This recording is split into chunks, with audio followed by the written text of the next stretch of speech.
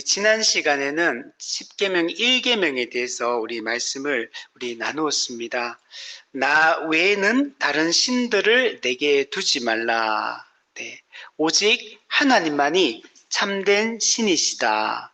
오직 하나님만이 유일하게 예배의 대상이 되고 예배를 받으셔야 되는 분이다 라고 말씀을 드렸습니다. 그래서 1계명은 예배의 대상에 대한 얘기를 하고 있는 겁니다.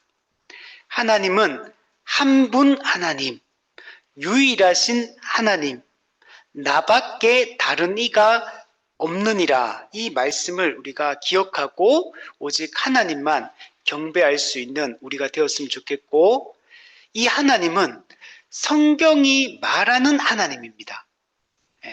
성경이 말하지 않는 하나님을 이야기한다면 그것은 참된 하나님이 아닙니다. 반드시 성경에 계시되어 있는 이 하나님만 우리가 제대로 알고 예배하는 것이 중요하다. 이렇게 말씀을 드렸습니다. 그래서 근본적으로 1계명은 다른 신은 없다. 이렇게 생각해야 된다. 그러나 어떤 의미에서 다른 신은 있다라고 우리가 생각해야 된다.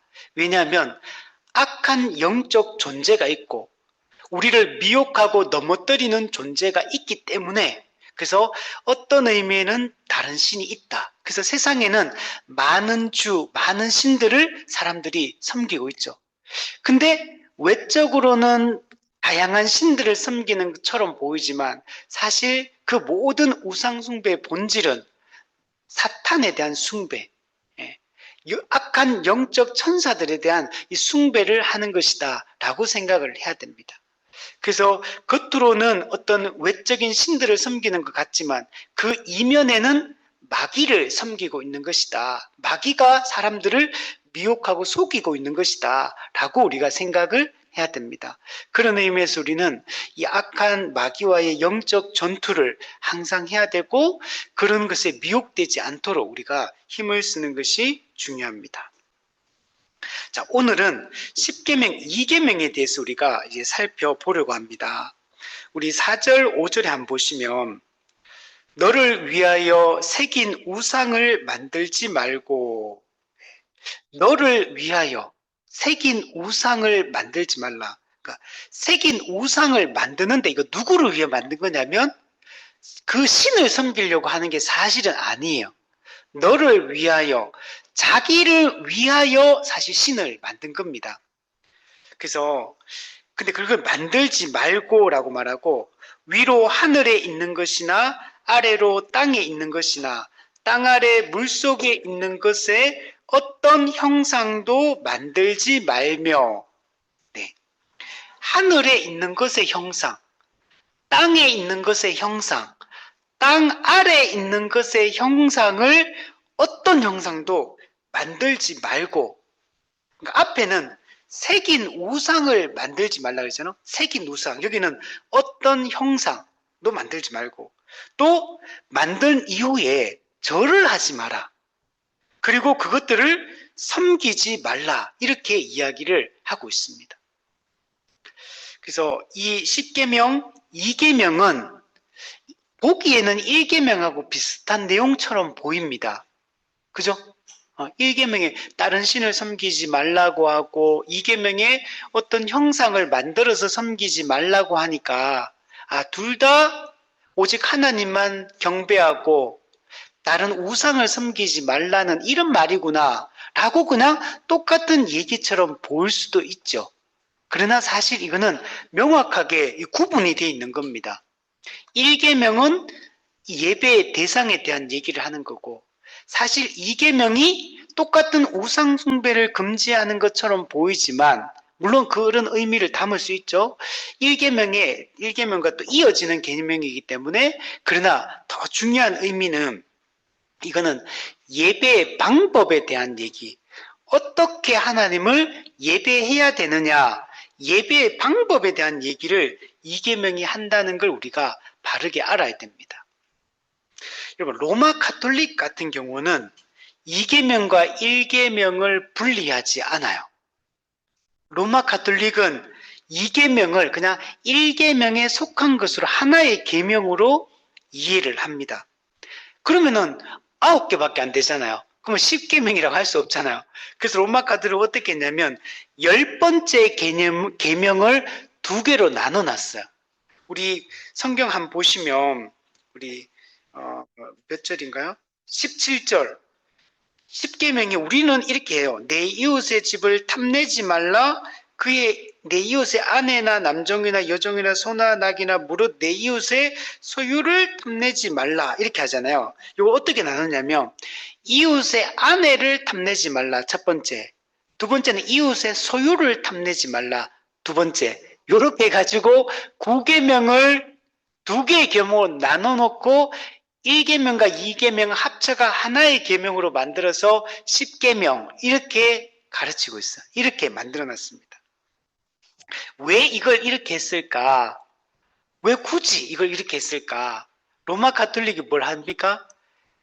성상 숭배, 형상 숭배를 하고 있기 때문에 그러니까 2계명을 아무 형상도 만들지 말라 이걸 따로 떼가 해버리면 자기들이 걸리잖아요.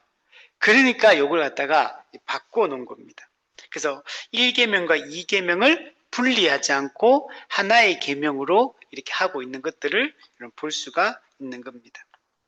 그런데 개신교는 우리는 명확하게 이 계명을 분리해서 이해를 하고 있습니다. 그래서 1계명은 예배의 대상에 대한 얘기고 2계명은 예배의 방법, 어떻게 하나님을 예배해야 되느냐? 뭐뭐 하지 마라. 어떻게? 형상으로 만들어 예배하지 마라. 요 얘기를 하고 싶어요. 그럼 반대로 얘기하면 그럼 다른 방법으로 예배하라는 얘기잖아요. 그 이야기를 사실 여기에 깔고 있는 얘기예요. 자, 그 얘기는 나중에 후반부에서 얘기를 해보도록 할게요. 자, 그래서 하나님은 그러니까 형상을 만들지 말라, 새긴 우상을 만들지 말라고 할 때 이거는 하나님이 아닌 다른 어떤 우상신을 만들지 말라 이런 얘기가 아니고 하나님을 형상으로 만들어 예배하는 걸 금지하고 있는 거예요. 하나님을 믿어요, 이 사람들이.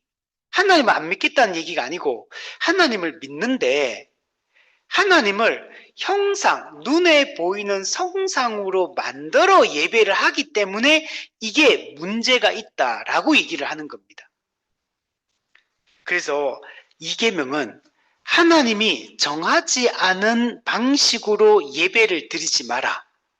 하나님이 정하지 않은 방법으로 하나님을 예배하지 말고 예배를 드릴 때는 반드시 하나님이 정한 예배의 방법으로 드려야지만 하나님이 그 예배를 받으신다라고 얘기를 하고 있는 겁니다. 하나님이 정하지 않은 예배의 방식으로 예배를 드리면 그거는 우상 숭배가 여러분 돼버리는 겁니다. 야, 재밌죠, 그죠? 이 십계명이 이게 살펴보면 내용이 정말 이게 내용이 우리에게 꼭 필요한 말씀들이 전체적으로 핵심이 정말 잘 요약돼 있다. 그래서 왜 이 십계명을 하나님의 도덕법, 하나님의 법의 본질과 정신을 담고 있다라고 말하는지가 하나하나 살펴보면 정말 이해가 되고 동의가 됩니다. 자, 인간에게는 어떤 마음이 있냐면 우상을 만드는 본성이 있어요.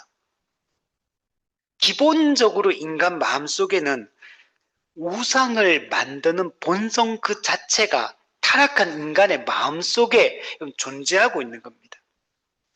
우리 하이델베르크 교리문답 95문에 보면 이런 말씀이 있어요. 인간은 유일하고 참되신 하나님 대신 혹은 하나님과 나란히 하나님 옆에 나란히 다른 어떤 것을 신뢰하거나 고안해서 소유한다. 이게 인간의 본질적 특징이다 라고 얘기를 하고 있는 겁니다. 너무 잘 기록했죠? 이게 타락한 인간의 마음속에 있는 거예요. 하나님 대신에 또는 하나님과 나란히 어떤 것을 만들어서 소유하고 그것을 섬기는 특징을 인간이 본성적으로 가지고 있다는 거예요. 타락하기 전에는 물론 이런 마음이 없죠. 근데 타락 이후부터는 이게 본성적으로 이런 것들을 소유하고 있다라고 얘기를 하는 겁니다. 그럼 종교개혁자 칼빈은 뭐라고 했냐면 인간의 마음은 우상 제조 공장이다. 그럼 공장은 맛 똑같은 걸 계속 찍어내는 게 공장이잖아요.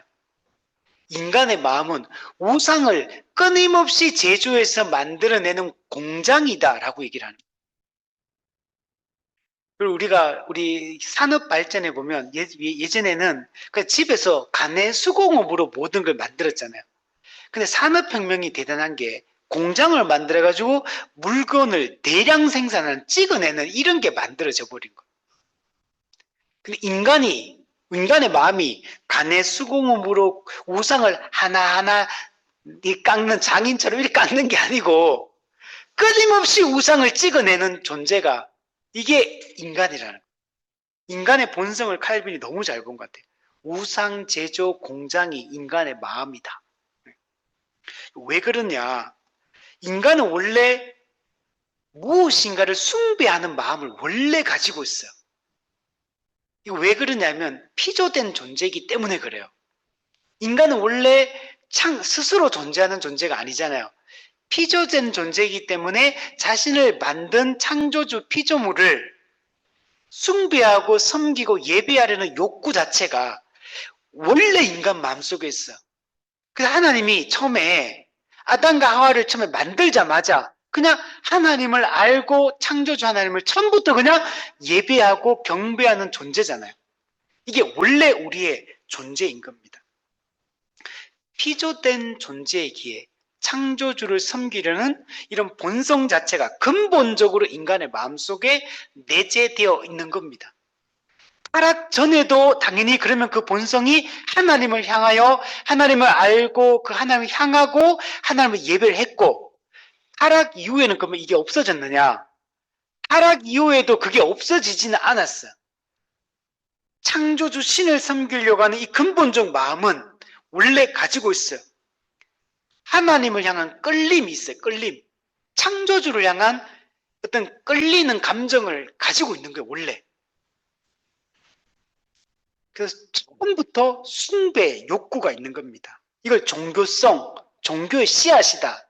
칼빈은 기독교 강의 종교의 씨앗을 가지고 있다 이렇게 봐요. 자, 그런데 이게 타락하고 나니까 이 창조주를 잘못 찾아가는 거야. 이 내비게이션이 고장 나가지고 엉뚱한 대로 이게 자꾸 이끌어가. 성경이 말하는 그 창조주 하나님이 아닌 다른 어떤 존재에게 자꾸 이 숭배의 욕구가 다른 방향으로 튀어버린 게 이게 이 세상에 있는 모든 우상들이요. 모든 종교들, 참된 하나님을 섬기지 않는 모든 우상 종교들이 다 여기서부터 시작된 것이다 라고 얘기를 할 수 있는 겁니다. 타락함으로 예배의 본성이 하나님을 향하지 않고 다른, 아까 말했잖아, 하나님 대신 하나님과 나란히 어떤 것을 고안하고 소유해서 그것을 향하는, 그래서 고린도전서에는 많은 신과 많은 주를 섬긴다 이렇게 말했죠. 세상에는 우리 성경에 보면 바알, 그죠, 아세라, 얼마나 신이 많아요. 몰렉, 그죠, 밀곰, 엄청 많아요. 제우스, 주피터, 수많은 그리스 로마 신화에도, 일본에만 해도 신이 800만 개가 있다 하더라고요. 800만 개. 그죠? 모든 게 신이에요. 자, 이게 원래 인간의 모습이다. 타락함으로 본성이 왜곡되었기 때문에 정확히 하나님을 인지를 못하는 것. 창조주를 정확히 인식을 못하고, 그런데 신에 대한 의존성과 신에 대한 숭배 욕구는 여전히 남아있다 보니까 이게 성경이 말하는 그 참된 하나님, 천지를 창조하신 창조주가 아닌 다른 어떤 것으로 이것이 향할 수밖에 없는 겁니다. 타락으로 인해 인간은 마음은 왜곡되어 버렸어요. 그래서 이 마음이 이제는 마음에 새겨진 율법도 이게 왜곡이 되고 변질이 되어버렸습니다. 정확하게 하나님을 알지 못하고 마음에 새겨진 율법을 따라 하나님을 원래 섬기는 자였는데 이제는 그게 다 무너져 버리게 된 겁니다. 인간은 선악을 알게 하는 나무의 열매를 따먹고 스스로 하나님이 되려고 했죠. 원래는 인간은 피조물이니까 창조주를 예배하고 섬기는 게 본성적으로 맞는 건데 하나님 대신 자기가 하나님이 되어 하나님처럼 선과 악을 결정짓고 선과 악을 법을 집행하는 자가 되고 이런 존재가 여러분 되려고 했던 거죠. 타락의 근본 원인이 하나님처럼 되려고 했는 거잖아요. 그러니까 타락 이후에 그게 그대로 이어지는 겁니다. 스스로가 하나님이 되어 스스로 숭배받으려고 하는 존재로 인간이 전락해버린 거예요. 그게 뭘로 나타나냐면 새로운 뭔가를 고안해가 그걸 섬기는 형태로 나타나는 거예요. 근데 사실은 우상 그 자체를 섬기는 겁니까? 그럼 태양신 숭배를 하잖아요. 그럼 태양을 섬기는 거야? 태양을 섬기는 게 아니에요. 자기를 섬기려고 하는 거예요. 자기가 숭배받으려고 하는 거고 자기가 높아지려고 하는 거고 자기가 영광을 받으려고 하는 거지. 근데 투사하기는 부처 이런 태양신 아니면 나무 성왕당 이런 거 별 이런 거 섬기는 거예요. 실질적으로는 겉으로는 그걸 섬기는 형태로 나타나지만 사실은 자기가 높임받으려고 하는 거고 자기가 숭배받으려고 하는 그 모습이 그렇게 나타나는 것이라고 할 수 있는 겁니다. 그러면 타락한 인간은 하나님이 아닌 다른 것을 반드시 섬기게 되어 있습니다. 예배의 대상은 유일하신 하나님밖에 없는데 타락한 인간은 그것을 거부하고 다른 것을 여러분 섬기는 겁니다.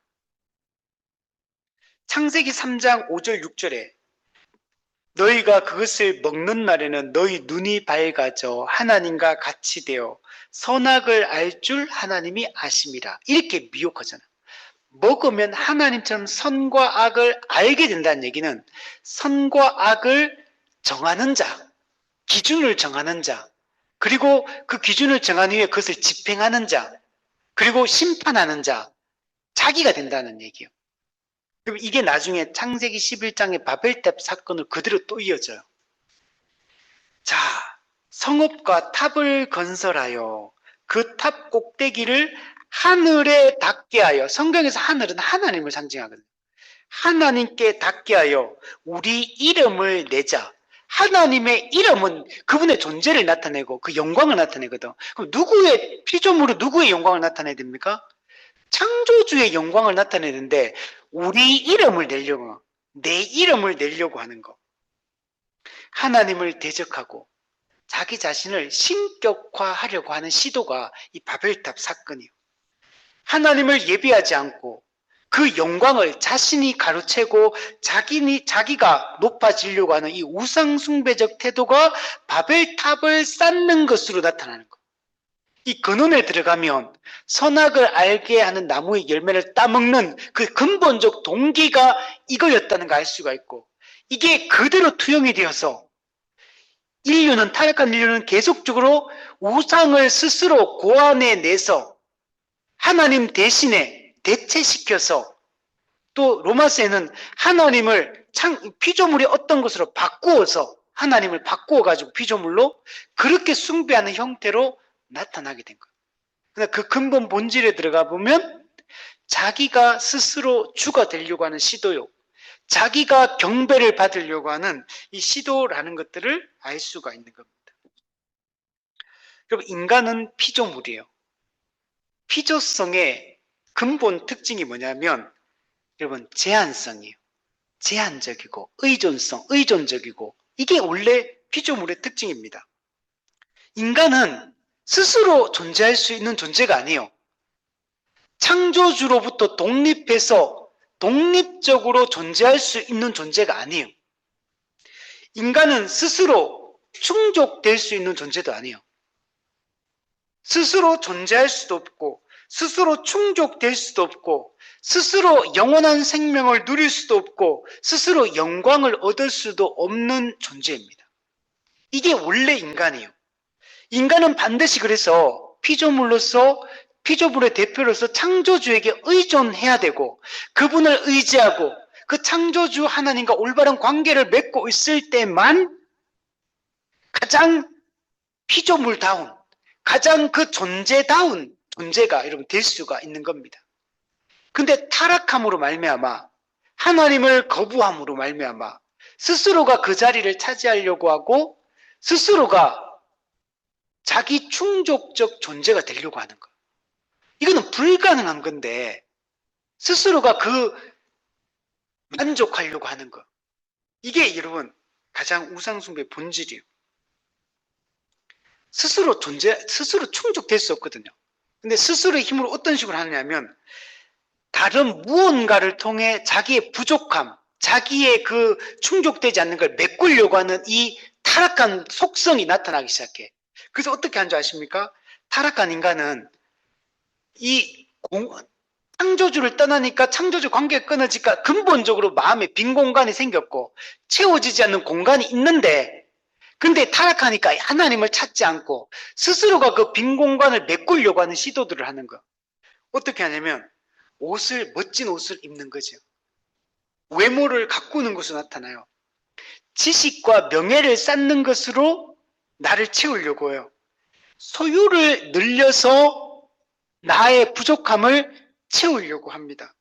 기술을 발전시켜서 또는 예술을 발전시켜서 우리가 만족감을 얻으려고 하고 기쁨을 얻으려고 하고 영광을 얻으려고 하는 이게 여러분 타락한 인간 존재입니다. 타락함으로 말미암아 여러분 타락하기 전에는 철저하게 하나님께 의존하고 철저하게 하나님에게서 모든 기쁨과 영광과 만족을 구하고 추구했는데 타락하고 나니까 그 하나님 대신 자기가 그 자리를 차지하고 이제 스스로가 선악을 아는 존재, 스스로가 자기의 부족함을 메꾸려고 하는 이런 존재로 여러분 변질되게 여러분 된 겁니다. 여러분 타락한 인간은 그러나 근본적으로 아무리 그걸 해도 안 되는 존재예요. 여러분 이제부터 운동 열심히 해서 날씬해지세요. 여러분 외모를 멋지게 아름답게 누가 봐도 저 사람 외모 너무 부럽다 이렇게 부러움의 대상이 될 수 있도록 일도 열심히 해가 돈도 많이 벌어보세요. 집을 크게 만들고 원하는 좋은 차를 타고 그죠? 지식과 학식을 높이세요. 여러분 공부 열심히 하세요. 여러분 언어도 한 4개 국어 이렇게 하시고 그죠? 그리고 막 유머 감각도 키우고 그 남들이 볼 때 와 정말 멋있는 사람이다. 그리고 구제도 많이 하시고 가난한 자 많이 도우세요. 저 사람 정말 이웃을 사랑하는 인간애가 인류애가 있는 사람이다. 이렇게 존경받으시고 이걸 다 해보세요. 그러면 내 마음에 기쁨이 충만하고 삶에 대한 만족감이 그죠 100%가 되고 나는 정말 복된 인생이다 이렇게 생각이 들도록 그러면 채워질까요 정말? 우선 1차적으로 그걸 잘 보여주는 성경의 인물 있죠. 솔로몬은 여러분 당대 대단한 사람이었어요. 대단한 제국을 형성했고 그 솔로몬 시대의 그 특징이 그 왕국의 특징이 두 가지로 딱 표현돼요. 성경에 보면 부유하고 부강하다. 보통은 부유해도 부강하지 않을 수 있거든요. 부강해도 물론 두 개가 연결돼서 따라오는 개념이긴 하지만 근데 둘 다를 가졌어. 부유하고 부강할 뿐만 아니라 솔로몬은 지혜가 충만해가지고 지식이 세상의 본질을 꿰뚫는 눈이 대단했어요. 시를 논하고 철학을 논하고 예술을 논하고 음악을 논하고 아름다움을 논하고 그죠? 이런 걸 다 했던 사람이에요. 거기다 부강하고 그래서 막 주변에 있는 모든 민족의 사람들이 솔로몬에게 찾아와가지고 그 지혜를 구하고 그죠? 그 영광을 보면서 막 대단하죠. 그걸 또 보여주는 장면이 있어요. 그 당시 나무 중에 제일 좋은 나무가 백향목이거든요. 시돈의 백향목은 최고의 목재로 손꼽히는 거였거든. 근데 이게 평지에 뽕나무처럼 많아. 이 백향목, 시돈의 백향목 평지 뽕나무처럼 널려 있고 금과은은 어떻게 됐어요? 길바닥에 돌멩이처럼 여겼다. 그렇게 금과은이 많아. 근데 머리 나쁘고 막 머리가 좀 그죠? 그러면 또 존경 못 받을 텐데 지혜가 세상의 본질을 꿰뚫는 지혜가 대단했어. 그런데 솔로몬이 뭐라 거기다가 그것만 아니죠. 그 여자들 아내가 몇 명이었습니까? 아내가 정식 아내가 300명, 첩이 700명, 1000명. 근데 그렇게 했던 거는 외교 전략상 그런 했거든요. 그 관계도 다 좋아. 외부 미민족하고도 부러울 거 없잖아요. 근데 솔로몬이 결국은 타락하잖아요. 그것 때문에. 그리고 남북이 분열된 중요한 이유가 여러 가지가 있지만 그 중에 하나가 솔로몬의 타락이에요. 솔로몬이 그 전도서 마지막 말년에 솔로몬이 쓴 게 세 개가 있잖아요. 솔로몬 시편, 시편도 쓰고 그다음에 전도서 또 잠언 썼잖아요. 그럼 아가서도 쓰지. 아가서는 솔로몬이 청년기에 썼어. 그래서 그 사랑을 노래하잖아요. 그래서 술람미 여인과의 아름다운 노래. 그러니까 사랑을 얘기하고 중년기에 쓴 게 잠언이에요. 지혜에 대한, 그래서 잠언의 지혜에 대한 얘기가 많은 거예요. 물론 그 지혜는 복음에 대한 지혜입니다. 일반적인 지혜로 이해하면 안 돼요. 자, 어쨌든 간에 중년기에는 무르익으니까 지혜에 대해서 논하고 인생의 본질에 대해 막 논하잖아요. 잠언을 통해. 그리고 노년기에 이르러서 전도서를 쓰는 거예요. 헛되고 헛되고 헛되니 모든 것이 헛되도다. 그 전도 12장 결론이 뭡니까? 일의 모든 결국을 들었으니 인생사 다 얘기 다 했다는 거야. 모든 것을 다 얘기해 보니까 하나님을 경외하고 창조주를 기억해라. 하나님을 경외하는 것이 사람의 가장 중요한 본분이다. 이런 얘기로 결론을 딱 맺어버리는 거야.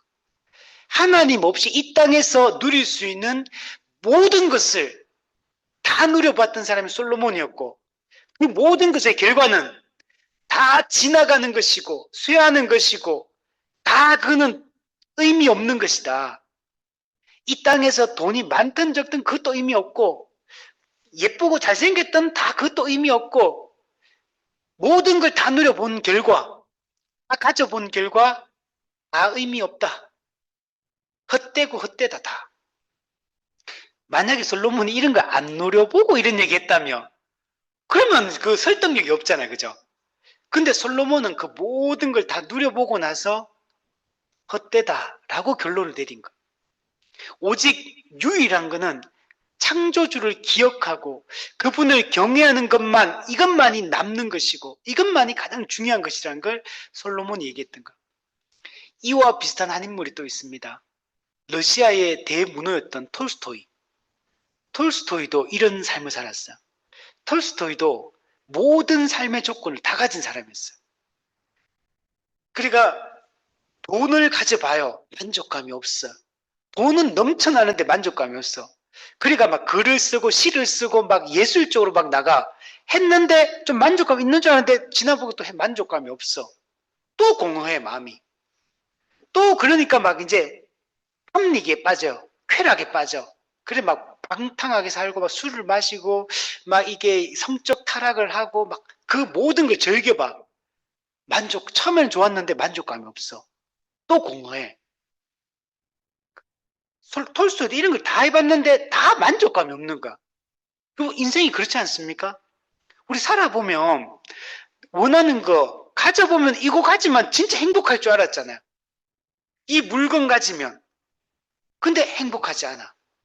또 내가 이것을 이 시험에 합격하면 진짜 행복할 줄 알았잖아. 그리고 또 지나보면 며칠 안 가요. 얼마 안 가. 그래서 또 내가 뭐 이렇게 뭐 좋은 배우자를 만나 결혼해보면 또 만족감 있을 것 같아. 또 안 채워져. 결국 우리가 이 땅에서 뭔가 성취해. 내가 꿈꾸는 거 있잖아. 꿈꾸는 거. 내가 원하는 여기까지 올라가 봐. 그럼 행복할까? 내가 꿈꾸는 그 자리까지 올라가면 행복할까요? 또? 아니잖아요. 가장 높은 자리 간 사람들이 나중에 보면 정말 이 변질되고 타락하는 경우들이 정말 많거든요. 그래서 우리 이런 것들이 우리의 만족감을 줄 수 없다는 걸 명백하게 여러분 보여주는 겁니다. 그래서 타락한 인간은 다른 거는 막 그래도 막 뭔가를 이 세상에서 뭐 추구하고 채우려고 하고 막 채워봐서 일시적인 만족도 누려. 근데 근본적으로는 영적인 빈곤함, 영적인 공허함, 영적인 공고함은 채워지지 않는 거예요. 아무리 이걸 채우려고 마음을 채우려고 해도 그래서 다른 무언가를 숭배해봐요. 절에 가서 빌어보기도, 정한수 떠놓고 빌어보기도, 태양신을 숭배해보기도, 성황당에 해보기도 하고 다 해봐도 영적 빈곤함이 채워지지 않는다는 사실을 사람들은 좀 경험할 수밖에 없어요. 여러분, 그런 것들을 통해가 사람은 자꾸 자기의 그 부족함을 채우려고 해요. 그래서 하나님처럼 완전해지려고 하는 거예요. 하나님처럼 만족하고 싶은 거예요. 하나님처럼 자기 충족적 존재가 돼 보려고 하는 거예요. 아무리 해도 안 되는 겁니다. 그래서 여러분, 파스칼이 했던 유명한 말이죠. 인간의 마음에는 하나님만이 채울 수 있는 빈 공간이 있다. 그리고 우리 마음에는 공간이 많아요. 육체적으로 충분히 쉬어야지 채워지는 공간도 있어. 어떤 건 정서적으로 좀 이렇게 여행도 다니고 영화도 보고 또 이렇게 쉬면서 산책도 하고 좋은 사람과 카페 가서 얘기도 나누고 이러면서 정서적으로 채워지는 부분이 있어. 또 좋은 사람, 관계적으로 좋은 사람 만나가 얘기 나누다 보면 또 채워지는 면이 있어. 좋은 사람 만나도 행복하거든요. 좋은 사람과 좋은 대화를 나누기만 해도 행복해져요. 그런 공간도 있어. 내가 뭔가 성취를 통해 성취해야만 또 채워지는 공간이 있어. 다른 거 다 되는데 성취하지 못하면 또 만족감이 없는 게 있어. 또 돈이 있어야지 만족감이 있는 부분도 있어. 근데 이런 것들은 이 세상에서 그래도 어느 정도 채울 수 있을지 몰라도 그런 걸 다 채운다 할지라도 하나님과의 관계, 창조주와의 관계가 끊어져 버리면 하나님만 채울 수 있는 공간은 다른 어떤 것으로도 채울 수가 없는 겁니다. 그는 하나님과 올바른 관계 속에 있고 하나님을 정말 바르게 예배하고 하나님의 그 말씀에 순종하는 삶을 살아갈 때만 채워지는 거기 때문에 그래서 그 하나님으로 내 마음을 채우는 방식을 우리가 알고 있는 게 중요한 거예요. 하나님이 내 마음을 채워주시면 다른 공간들은요, 여러분 어떤지 아십니까? 이게 없어도 크게 문제가 안 돼요.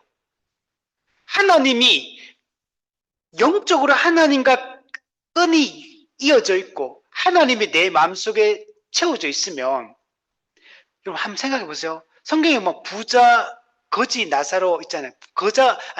부자와 거지, 나사로. 부자는 죽을 때까지 부자였고 거지, 나사로는 죽을 때까지 거지였어요. 근데 거지, 나사로가 자기 인생이 불행하다고 합니까? 아니잖아요. 그러면 사마리아 여인, 그 만족감을 채워주지 않은 공허함을 채우기 위해서 남편을 5명을 갈아치우잖아. 지금 6번째 남자를 만나가지고 자기 행복을 추구하잖아요. 근데 채워주지 않으니까 어떻게 합니까? 정오에 물 들어오고는 여자잖아요. 공허함을 채울 수가 없는 거예요. 만족함. 근데 그 사람에게 예수님 어떻습니까? 의도적으로 사마리아 땅을 통과하면서 사마리아 여자에게 예수님이 먼저 찾아오시잖아요. 그러니까 예수님 뭐라고 하면 내가 너에게 영원히 목마르지 않는 생수를 주겠다 라고 말씀하셨고 그 예수님이 누군지 정확하게 나중에 되면 알게 되죠. 그리고 나서 이 여자가 동네 사람들의 시선을 피하고 사람을 피하고 회피하던 정오에 물 들어오던 이 여인이 어떻게 됩니까? 동네로 뛰어들어가가 모든 걸 물동이를 내팽개치고 동네로 뛰어들어가지고 내가 메시아를 만났다라고 외치는 여자가 됩니다. 다른 어떤 것이 없잖아요. 금과 은이 없지만 나사렛 예수의 이름으로 걸으라고 하니까 그 사람은 그 공허함이 채워져요. 그 메시아를 만나니까 그의 마음에는 기쁨이 넘치는 사람이 되는 거예요. 송명희 시인이 뇌성마비 장애를 가졌잖아요. 어릴 때 그 책을 그 자서전 읽어보면 어릴 때 자기가 제일 부러웠던 게 자기는 움직이지도 못하는데 밥도 제대로 떠먹지 못하는 이 뇌성마비 아주 중증 장애로 살고 있는데 자기 또래 아이들이 학교 가는 소리가 그렇게 부럽더래. 자기는 한 방 문조차 열고 못 나가는데 학교 아이들이 학교 가는 소리가 그렇게 부럽더라. 그래서 하나님께 그렇게 원망했다는. 제가 얼마나 큰 죄를 지었길래 이 어린 나이에 저는 이 방에서 방문도 열고 못 나가는 이런 사람이 되었는데 저 아이들은 어떻게 저렇게 매일 웃으면서 학교를 갈 수 있느냐. 그렇게 하나님 원망했다.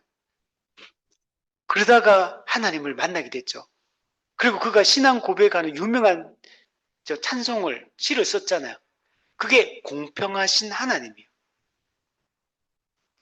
우리 나 가진 재물 없으나 나 남이 가진 지식 없으나 나 남에게 있는 건강 있지 않으나 나 남이 없는 거 있으니 그죠? 그죠? 그렇게 쭉 이어지죠. 후렴에 딱 하면 공평하신 하나님이 나 남이 가진 건 나 없지만 공평하신 하나님이 나 남이 없는 거 갖게 하셨네. 이게 성명이 시인의 그 입장에서 이런 고백이 여러분 이게 인간적으로 보면 불가능한 고백이에요. 이게. 그리고 성명이 시인이 평생을 하나님을 섬기며 살았잖아요. 성명이 시인과 관련해서 한 가지 간증을 들은 게 있는데 이거는 누가 했냐면 이 간증을 그 예수 전도단 찬양 인도하던 그 간사님이 했던 그 얘기예요. 어느 날 서울에 아주 큰 대형 교회에서 그 예수 전도단 이분이 간사인데 이분이 찬양 인도를 이분이 담당을 했나 봐. 그러니까 찬양을 한 30분 정도 멋지게 찬양 인도를 했던 거예요. 그래서 사람들 막 찬양의 은혜 막 그 큰 교회에서 그 찬양 전문팀이 와가지고 찬양을 막 인도하니까 얼마나 찬양의 은혜를 얻겠어. 손 들고 막 찬양하고 난리가 난 거죠. 그리고 나서 이제 송명희 시인이 휠체어를 타고 이제 그게 이제 간증자로 나왔어요. 그 나왔는데 어떻게 나왔냐면 송명희 씨 혼자 못 걷거든요. 어떻게 오냐면 엄마가 휠체어를 밀고 강대상 위로 올라와요. 송명희 씨는 여러분 알죠? 몸이 이렇게 완전히 심한 장애거든요. 잘 못 움직여요. 근데 송명희 씨는 올라와가지고 마이크 와가지고 이렇게 딱 말하는데 첫 마디가 뭐냐 말 자체를 잘 못하거든요. 말이 이게 어눌하잖아요. 말이 잘 안 나오잖아요. 하는데 첫 마디가 그거요. 막 어눌한 말로 하나님은 공평하십니다. 이 얘기를 했어. 이분이 말이 빨리 할 수도 못하네. 아주 느리게 천천히 어눌한 말로 하나님은 공평하십니다. 이 얘기를 딱 했다는 거야. 근데 그 이수준 찬양 간사님이 자기가 밑에서 앉아 있는데 자기가 회개가 되더라는 거야. 그 말을 듣고 견딜 수가 없다는 거야. 자기 마음이. 그러고 나서 그 예배 시간이에요. 의자 밑에 내려가고 무릎 꿇고 기도했다는 거야. 근데 자기뿐만 아니고 많은 사람이 그 한마디 듣고 자기도 모르게 그 의자에 앉아있다가 여러분 옆에 있고 무릎 꿇고 앉아가 하나님께 회개를 하더라는 거예요. 그리고 자기가 찬양할 때는 자기가 그렇게 느꼈다는 거예요. 찬양할 때 뭔가 열광적으로 했는 것 같았지만 자기는 그냥 자기 느낌에 쇼 했는 거예요. 쇼한 느낌이고 근데 송명희 씨는 아무것도 한 게 없잖아. 근데 올라와서 하나님은 공평하십니다. 이 한마디 딱 했는데 순식간에 예배당 공간에 수많은 사람들이 앉아 있는데 공기가 그냥 한순간에 싹 바뀌어버리더라. 사람들 여기저기서 사람들이 흐느껴 울기 시작하더라. 하나님께 회개하기 시작하더라. 제가 그 간증을 듣고 마음에 아주 제가 그 청년 때 들었던 얘기인데 너무 제 마음속에 그게 무슨 느낌인지 알겠죠, 여러분? 이렇게 그냥 압도당해버리는 거예요.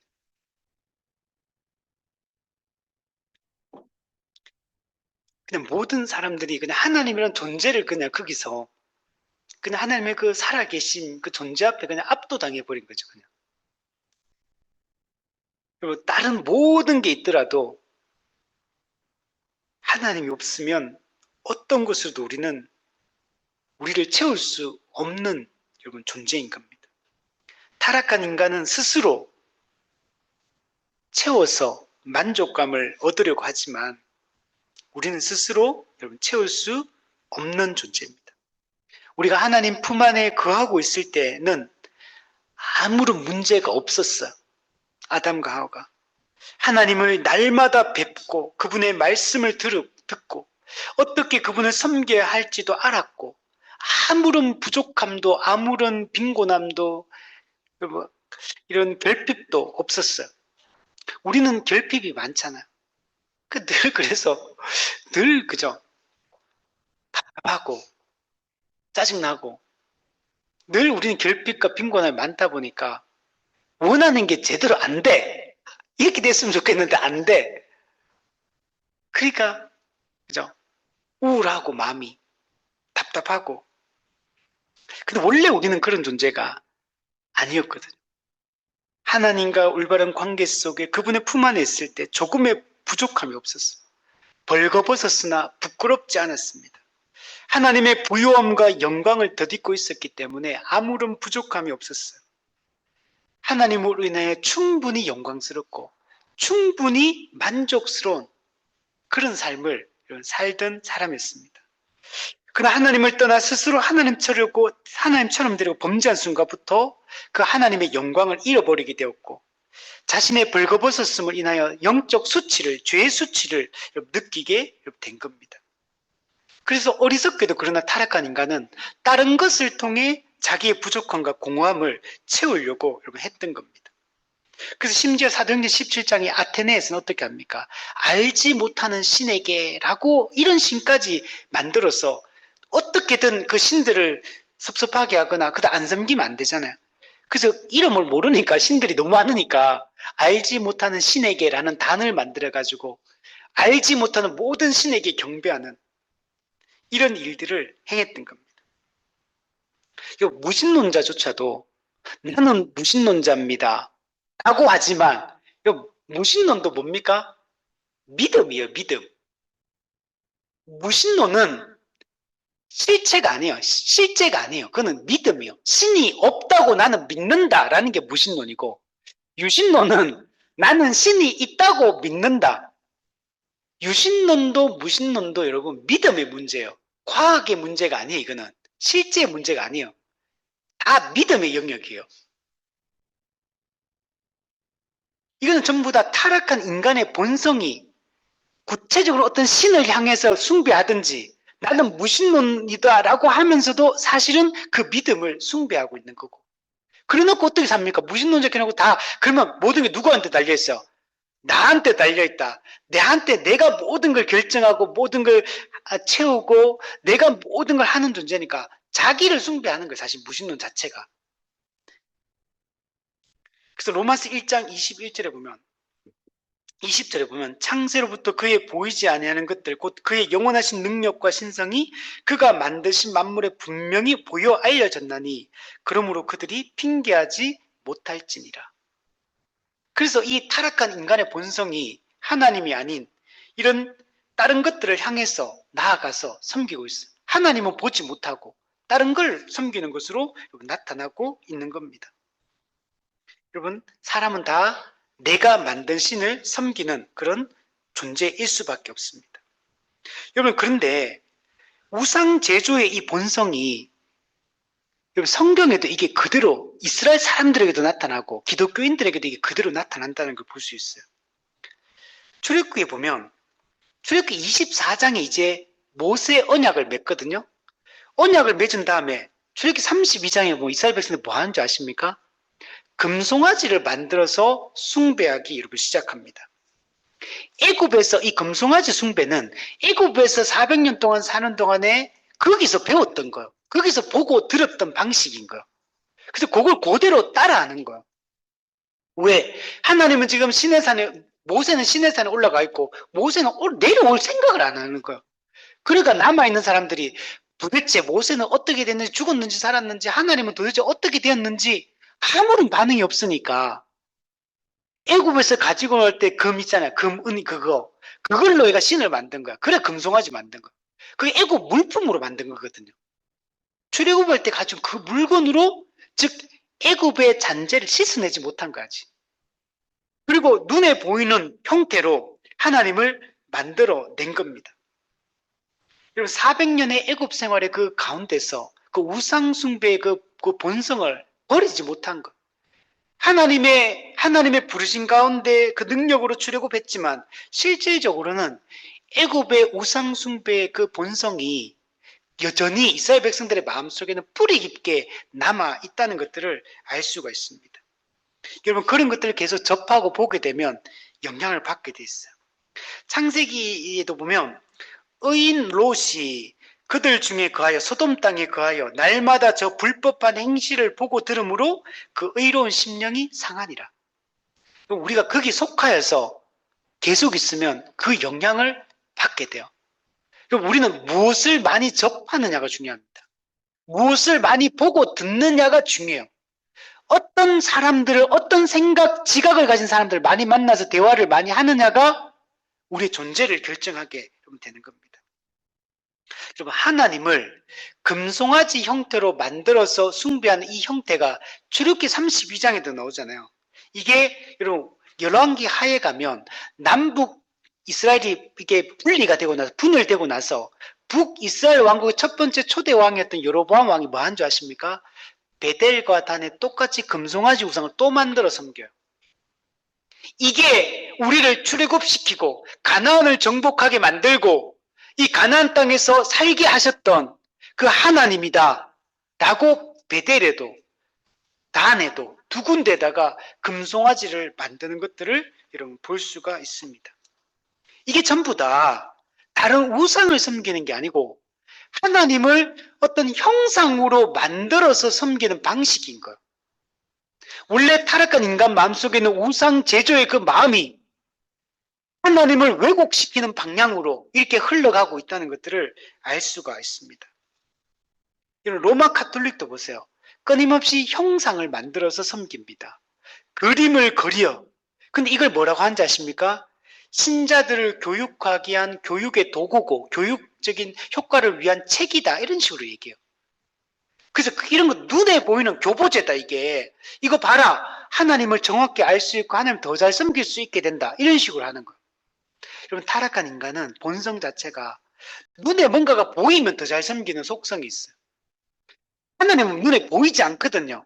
와닿지가 않아. 뭔가 오감적으로 와닿지가 않아. 딱 만들어 놓으면 하나님을 눈에 보이지 않아. 그러면 이걸 섬김으로 하나님을 섬기겠다는 게 인간의 본성에 딱 맞는 방식이에요. 그래서 이런 식으로 하는 겁니다. 근데 종교개혁자들은 이 형상 숭배를, 이 성상 숭배를 우상 숭배로 정죄했다는 것들을 알 수가 있습니다. 사람들은 이것이 하나님이다 라고 이렇게 말하면서 섬기지만 하나님의 형상으로 만드는 순간 어떻게 되겠습니까? 하나님이라는 존재를 이렇게 금송아지로 컵으로 만들어낼 수 있을까요? 아니면 우리 기독교인 중에도 이런 거 예수상 크게 세우자 이런 거 하거든. 우리나라에도 했어요 얼마 전에. 그 남미의 그 브라질에 가면 있잖아요. 그 예수상 그 꼭대기가. 우리나라도 예수상을 만들려고 했어요. 근데 이게 땅도 사고 했는데 이게 허가가 안 돼가지고 못했어. 다행이죠. 우리나라 그러면 사람들이 예수님 잘 믿게 되지 않겠네 이렇게 생각하겠지만 그게 완전 우상이 돼버리는 거.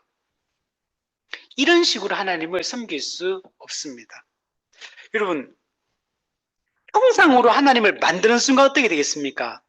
하나님의 본질이 왜곡될 수밖에 없어요.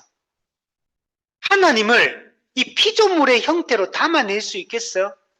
하나님은 천지를 창조하신 분인데 창조주가 만들어진 피조물 속에 갇힐 수 있어요? 담아낼 수 있어요? 하나님은 피조물보다 더 크신 분인데 용기가 더 작은데 더 큰 내용물을 담아낼 수가 없죠. 그걸 담아내려고 쑤셔 넣는 순간 하나님은 왜곡될 수밖에 없어요. 하나님은 축소될 수밖에 없고 하나님의 본질은 왜곡될 수밖에 없는 겁니다. 그래서 하나님을 피조물에 빗대어서 만들어내려고 하는 이런 형태는 아무리 세상에 아름답고 멋지고 멋지게 만들어도 아니 뭐 그냥 금 말고 그냥 보석으로 하나님을 만들면 어떨까? 보석으로. 다이아몬드 이런 걸로. 온갖 진귀한 보석을 다 해가지고 이게 너희가 섬기는 하나님이다라고 번쩍번쩍이게 만들어가지고 그러면 사람들이 우와 저 얼마나 위대하고 대단하냐 화려하냐 그러면서 그 하나님을 잘 섬기게 되느냐는 거예요. 그렇지 않다는 겁니다.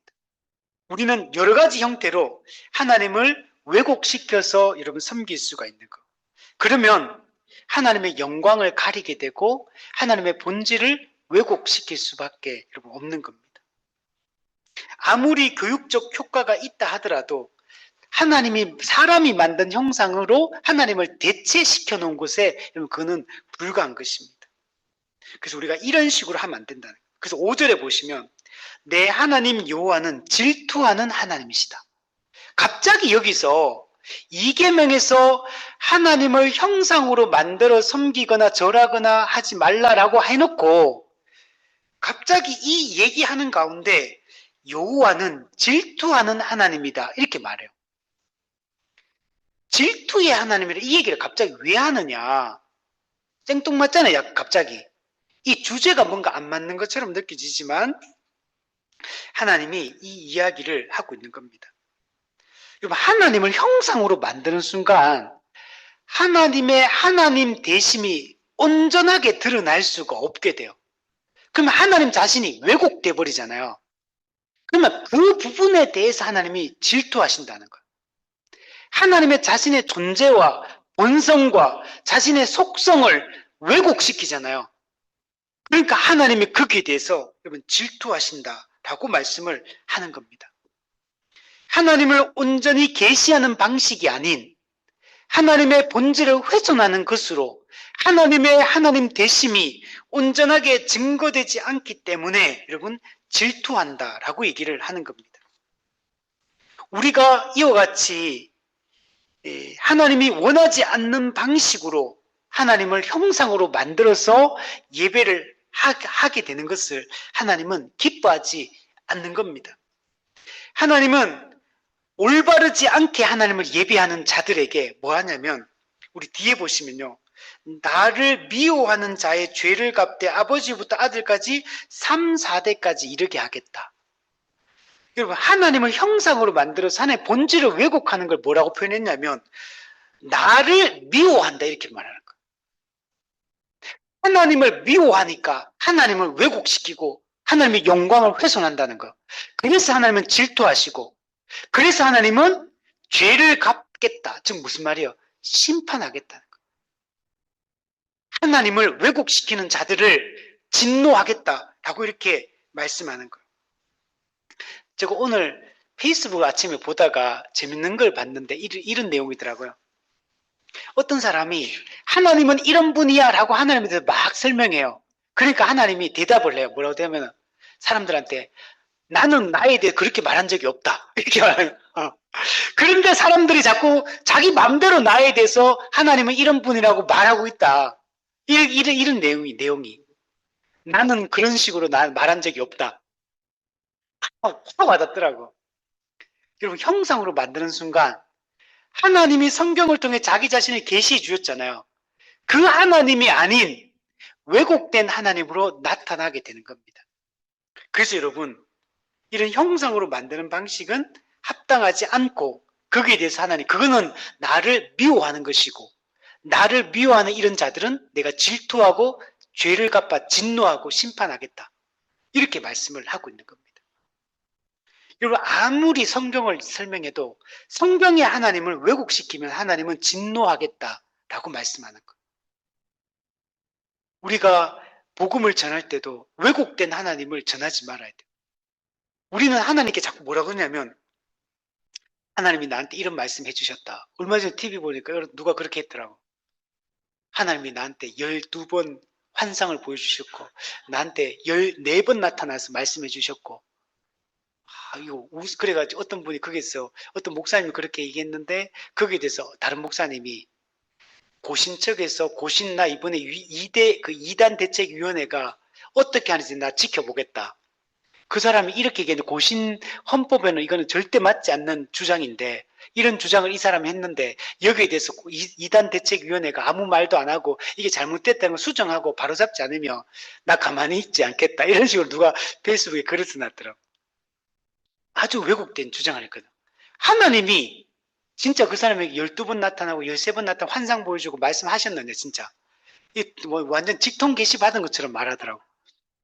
계시가 완성됐는데 오늘날에도 오늘 기도하다가 하나님이 12시 10분쯤에 갑자기 마음이 뜨거워지면서 세미한 음성이 들려왔습니다. 하나님이 저에게 이렇게 말씀하셨습니다. 이렇게 말하면 자기 말 하잖아. 하나님은 말씀 안 했는데 환상도 안 보여줬는데 스스로 환상 보고 스스로 직통 계시 받고 하는 거잖아요. 이단들이 그렇게 하는 거잖아요. 모든 이단들이 또 계시받아가 하는 거잖아요. 전부 다. 그리고 하나님을 왜곡시키는 거예요. 하나님이 언제 그렇게 말했어요? 하나님 언제 그렇게 하시는 거예요? 그리고 하나님을 올바르게 예배하는 게 중요합니다. 그래서 뒤에 보시면 나를 사랑하고 내 계명을 지키는 자에게는 천대까지 은혜를 베푼다. 이게 무슨 말이겠어요? 그냥 단순히 하나님 사랑하고 하나님 말씀 순종하면 복 준다 이런 얘기입니까? 문맥이 뭐예요? 하나님 형상으로 만들지 말라 이 얘기 하잖아요. 그러면 나를 사랑하고 내 계명을 지킨다는 무슨 말이겠어요? 하나님이 정한 예배의 방법으로 예배를 드린다는 얘기를 하는 거고, 나를 미워한다는 것은 하나님이 정하지 않은 예배의 방법으로 형상으로 예배 드린다 이 얘기하는 거잖아요. 이렇게 하지 말라는 얘기를 하는 거죠. 그렇게 하는 자는 심판할 것이고 또 하나님 뜻대로 하는 자는 복 주고 은혜를 천대까지 베풀어 주겠다.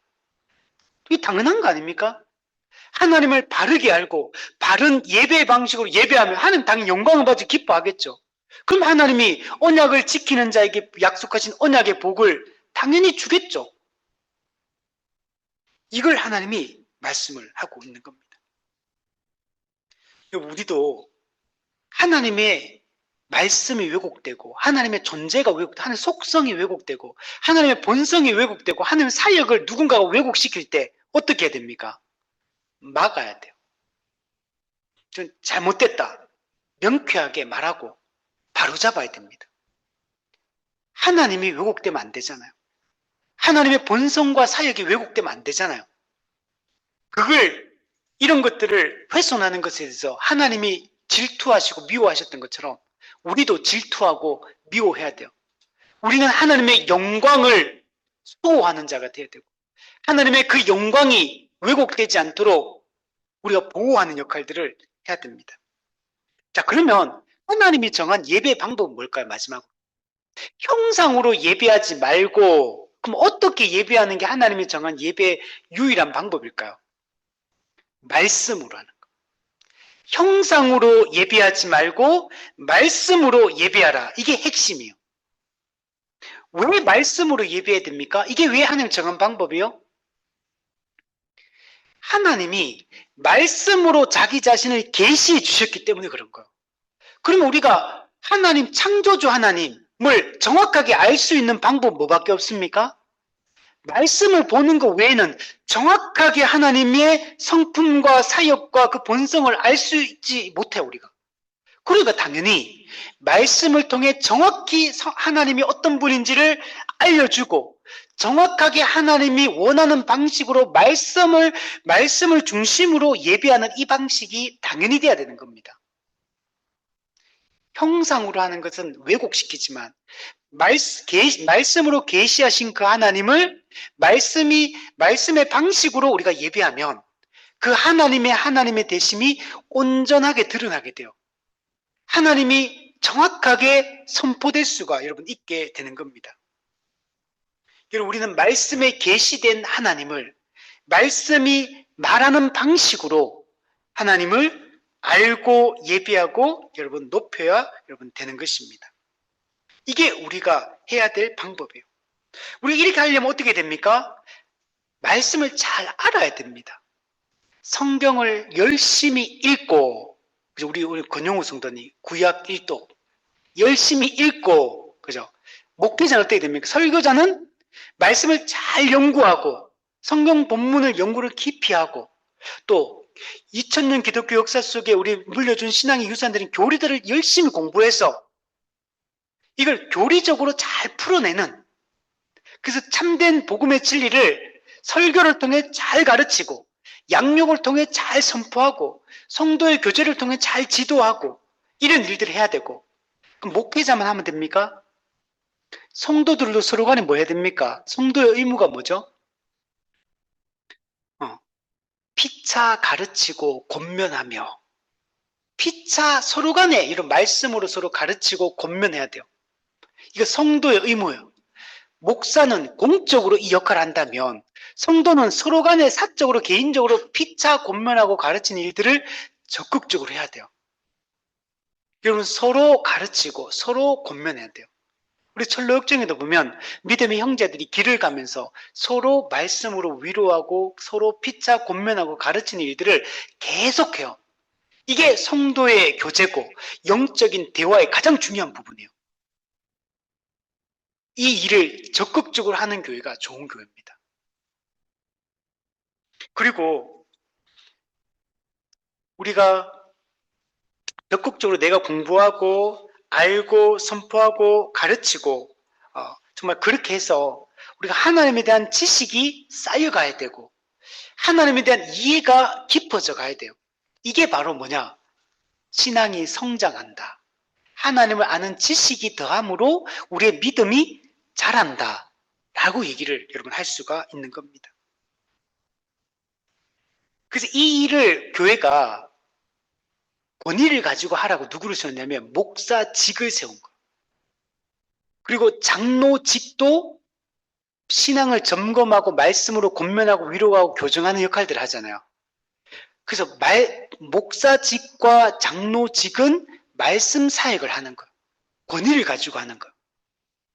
그래서 이 7위회의 이 말씀 사역자들의 이 사역들을 좀 지지하고 이걸 잘할 수 있도록 교회가 환경을 마련해주고, 그리고 이 지도와 교회 관할과 치리에 잘 복종해서 말씀의 지도를 잘 받는 이런 교회가 하나님이 정한 이 교회가 이 땅에서 하나님 나라를 드러내는 방식으로 하나님이 정한 이 형태다. 이걸 우리가 잘 받아들이는 게 여러분 중요합니다.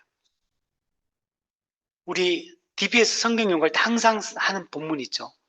너는 배우고 확신한 일에 거하라. 배우고 그냥 지식을 알고 배워서 알고 확신하고 믿고 거하라. 살아라. 알아라. 믿으라. 살아라 라고 얘기하는 거. 이게 올바르게 우리가 세워지는 방법이에요. 존재가 변하는 거 뭐가 변하는 겁니까? 감정이 변하는 거요? 지각이 변하는 거. 지각. 마음. 누스가 변하는 거다. 마인드, 누스, 마인드, 지각, 사고, 생각. 이게 변하는 거. 성경적 세계관이 들어와서 성경적 진리가 들어와서 지각이 바뀌는 게 존재가 변하는 거고, 그 지각이 바뀌면 감정이 바뀌고 의지가 바뀌어요. 그게 따라오게 됩니다. 그래서 말씀이 들어오면 지정의가 다 바뀌게 돼요. 그리고 우리가 믿음의 3요소를 얘기할 때도 지식, 동의, 신뢰라고 얘기하는 이유가 믿음의 3요소와 우리의 지정의의 변화가 이게 동일한 개념인 거예요. 이렇게 우리는 존재가 변하는 겁니다. 우리가 설교할 때도 왜 여러분 제 설교의 수준이 우리 하늘이나 사랑이처럼 이런 초중고생 이런 친구들에게 제가 설교를 안 하는 줄 아십니까? 예배의 대상은 설교의 대상은 신자예요. 신자. 교인, 우리로 따지면 등록 회원, 거듭난 이 교회의 교인을 위해서 하는 게 설교예요. 그러면은 그 교인, 세례 교인, 등록 교인이 들을 수 있는 수준으로 그들을 위한 설교이기 때문에 그들에게 요리를 맞춰서 해야 되는 거예요. 그래서 많은 경우에 아이들이 같이 세대 통합 예배 하면은 아이들에게 맞춰서 설교하잖아요. 이거 잘못된 거. 모든 예배, 모든 설교는 성인 성도를 대상으로, 성인 교인을 대상으로 하는 설교가 되는 거.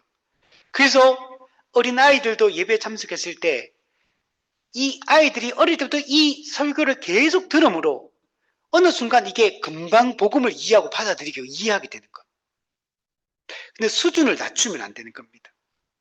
그래서 우리는 열심히 설교하고 또 성도들은 이 말씀을 귀담아 듣고 양육을 받고 서로 피차 권면하고 가르치고 또 개인 경건 훈련으로서 성경을 통독하고 또 성경 연구를 하고 이 과정을 우리는 적극적으로 해나가고 여기서 알게 된 지식을 기반으로 하나님을 예배하는 게 하나님이 정한 예배의 방법이다.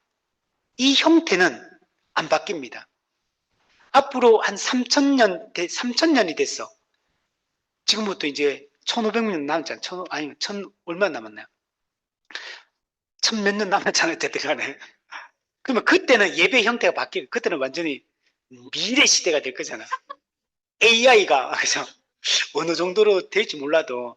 그러면 그때는 설교 없어질까요? 양육 없어질까요? 말로써 서로 피차 권면하고 가르치는 방식 없어질까요? 성경 연구하고 성경 통독하는 거 이제 없어질까요? 그냥 이제 AI 칩 넣어가 성경을 그냥 머리에 새겨버려, 그냥. 칩을 넣어가지고. 칩하고 우리 정신하고 연결시켜가지고 그냥 성경 안 읽어도 그냥 컴퓨터처럼 이제 머릿속에서 이제 성경 말씀이 따다다다닥 해석되고 이제 다 되고 이렇게 될까요? 그때 그러면 신앙생활 잘하겠죠. 말씀을 많이 하니까. 여러분, 저는 안 변할 거라고 생각해요. 하나님이 정한 예배의 방식은 눈으로 글자를 보고 귀로 설교를 말씀을 듣고 그 말씀을 마음으로 묵상하고 그 말씀을 갱신된 의지로 말씀을 순종하는 이 방식으로 살아가는 게 기본 방식일 거다. 환경과 문화와 기술이 발전된다 하더라도 말씀의 예배의 방법, 유일한 예배의 방법인 이 말씀의 방식은 변하지 않을 거다. 그리고 이 방식만이 사람의 영혼을 터치할 수 있어요. 저는 AI 나오는 걱정도 좀 되지만 궁극적으로는 걱정을 안 합니다. 기술의 발전, 문화의 발전, 문명의 발전은 하나님 뜻이에요. 그럼 AI가 발전하는 거, 그 AI가 신의 영역을 넘볼 거다. 저는 아무리 해도 그는 못 넘어간다. 저는 걱정할 필요 없다라고 생각돼요. 물론 AI가 등장으로 많은 문제점, 사회적 문제, 윤리적 문제들이 생기겠죠. 어려움이 생기겠지만, 그러나 AI가 아무리 발전해도 영적인 부분은 터치를 할 수가 없어. 인간은 영적인 존재지 물질적인 존재가 아니에요. 그래서 우리 걱정할 필요 없다. 이것도 하나의 뜻 안에 있는 거다. 어떻게 발전할지 몰라도 그냥 하나님이 AI를 막 걱정하시고 AI가 나한테 도전하면 마귀처럼 이제 도전하면 어떡하지? 이런 걱정을 하나님은 안 하신다.